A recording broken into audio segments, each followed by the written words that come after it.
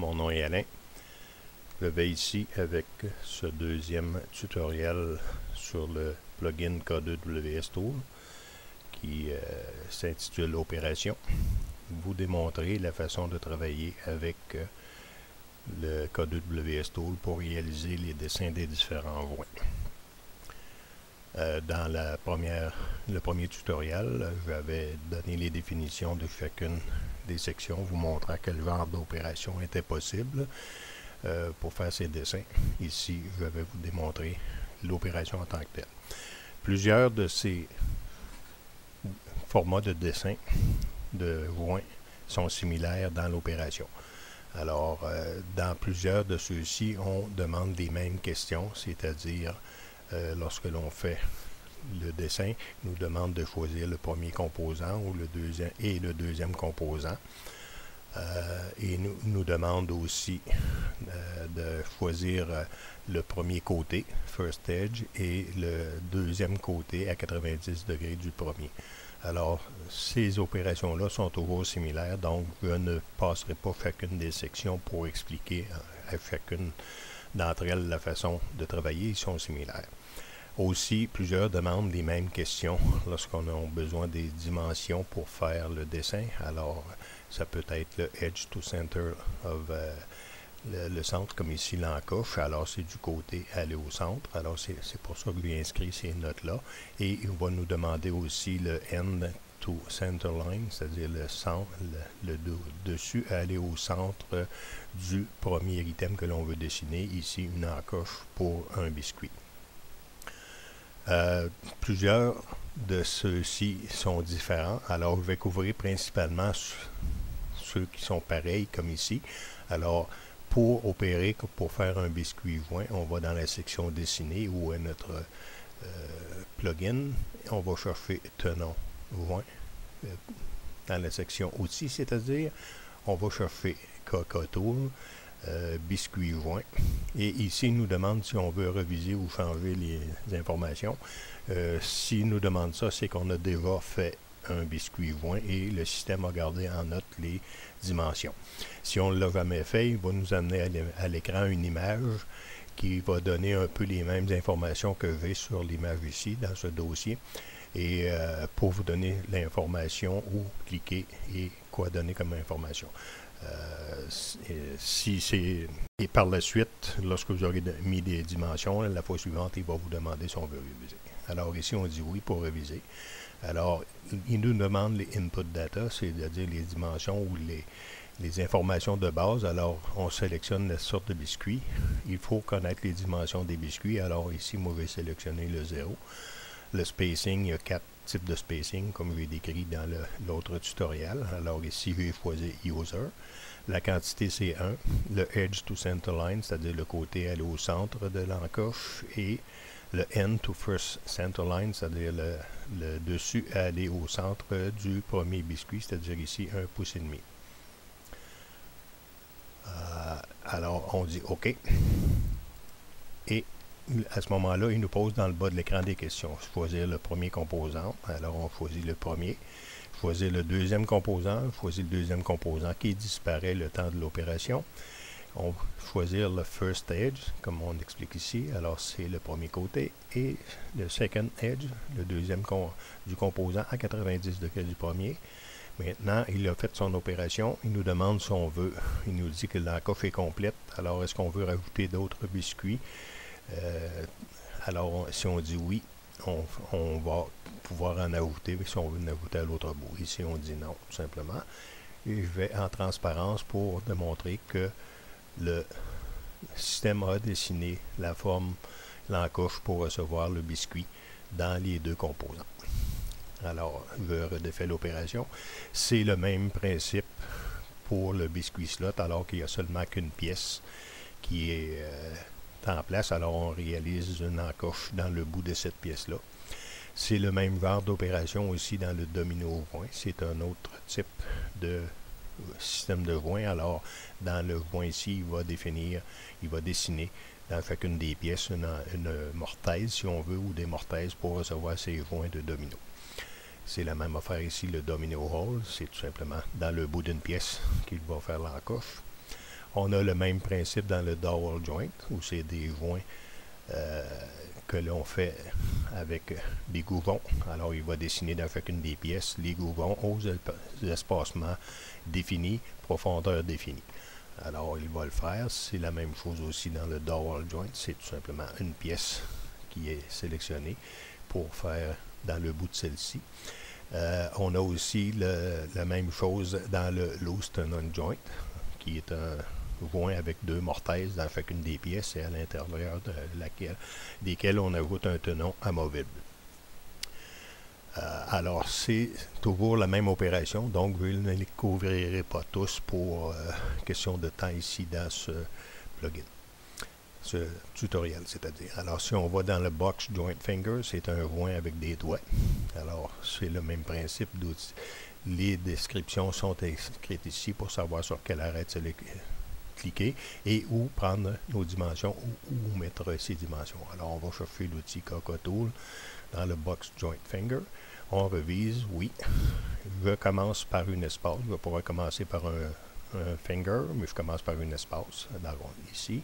L'épaisseur de cet espace est 1/4 de pouce. La profondeur, 3/4 de pouce, parce que mes deux pieds sont 3/4. Et la quantité 12, j'ai 3 pouces avec un quart, ce qui me donne 12 doigts. Alors, on accepte ici. Le système nous demande de choisir le composant. On choisit le composant. Le outside edge, qui est demandé d'être choisi, alors c'est celui-ci, et le thickness edge, qui est l'arête à 90 degrés. Alors voilà, il a dessiné. Le système continue à demander les mêmes questions. On peut en choisir une autre pièce. Alors on choisit celle-ci, qui est la pièce correspondante. Il nous demande de choisir le outside edge, que l'on choisit encore, et le top thickness, au lieu de le prendre en haut, ce moment-ci, on va le prendre en bas. Et voilà, on a construit la pièce composante, on a dessiné la pièce composante qui va aller avec la première pièce. Alors, on redéfait les opérations. On a les queues d'aronde, on les a de façon blind, c'est-à-dire cachée. Et ici encore, on a toutes les dimensions qui sont demandées par le système. Soit la dimension ici c'est le half pin T at root, c'est-à-dire à la base, et le full pin. Alors, il demande si on veut travailler en angle, la profondeur de la pin qui correspond à l'épaisseur de la pièce qui va venir dans le côté ici, et la profondeur de le blind pin width, c'est-à-dire la longueur de la queue qui va venir ici, qui est une demi, parce qu'on la cache d'1/4 de pouce. Alors, en faisant l'opération ici, outil Coco Tool, et on va dans Blind Dovetail Pin.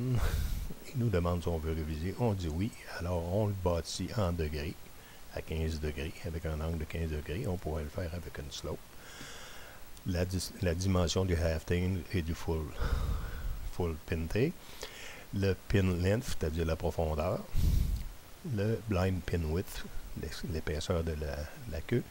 Le nombre d'espacements, comme j'ai couvert tout à l'heure, il y a 4 différents fois. Alors ici, j'ai choisi égal et la quantité est 4. 1, 2, 3, 4.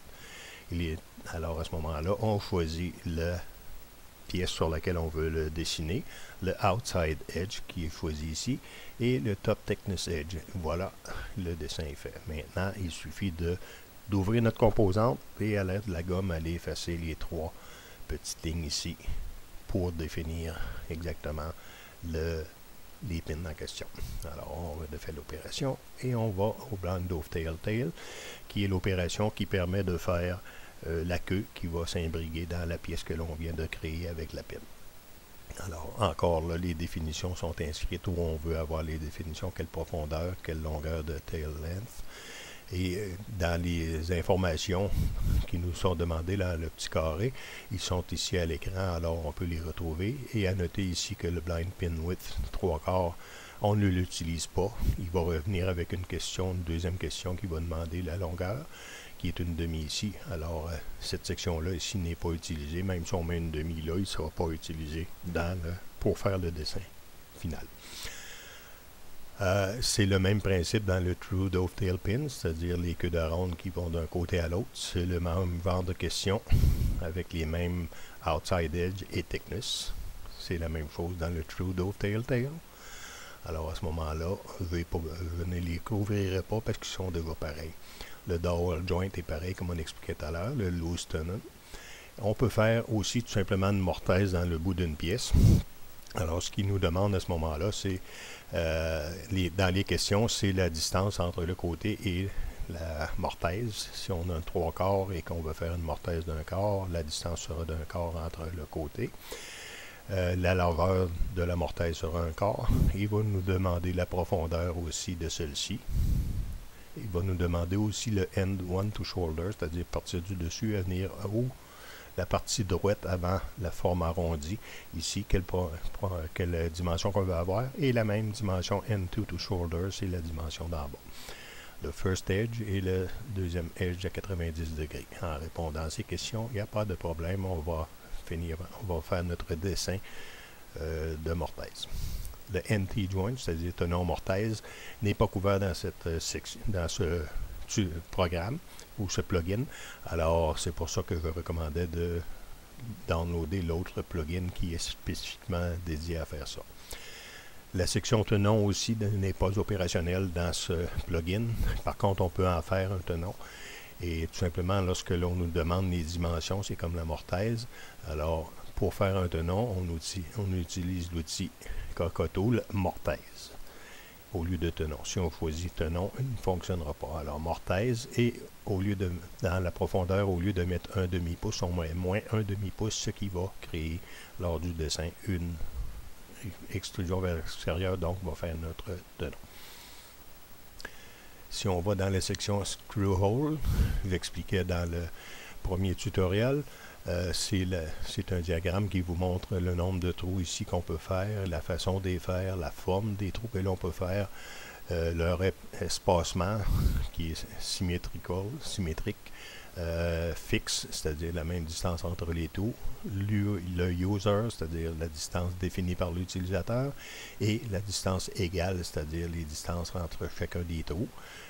Toutes ces dimensions-là sont demandées et il va nous demander principalement la distance entre le premier trou et le rebord et la distance entre dans les autres, la distance entre le premier trou et le deuxième, et pour les users, pour les fixes et pour les symétriques. Tandis que pour égal, il nous demande tout simplement la distance entre le côté et le premier trou, qui est une demi ici, dans ce cas ici, et il va mettre la même distance à l'autre bout, et tous les autres trous vont être partagés de façon égale sur la longueur de notre pièce.